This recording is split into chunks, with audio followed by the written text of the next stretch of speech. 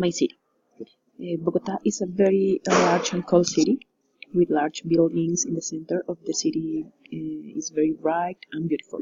This cuisine is very rich in soups and rice. My favorite dish is the ajiaco. We have two hills, Monserrate and Guadalupe. They are very touristy, and when we climb the hill, we can see the whole city and drink agua panela with cheese. There are several museums in the center, including the Gold and the National Museum.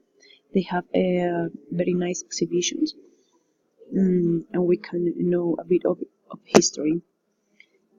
We have several parks, among them the Simon Bolivar, where we can go to picnic and do many concerts and activities. Jaime Duque is outside of Bogota.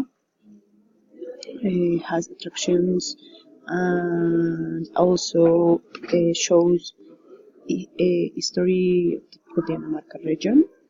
There are several pink areas where we can share with friends and families.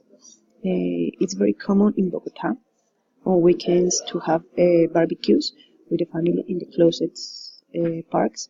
I really like my city. Thanks.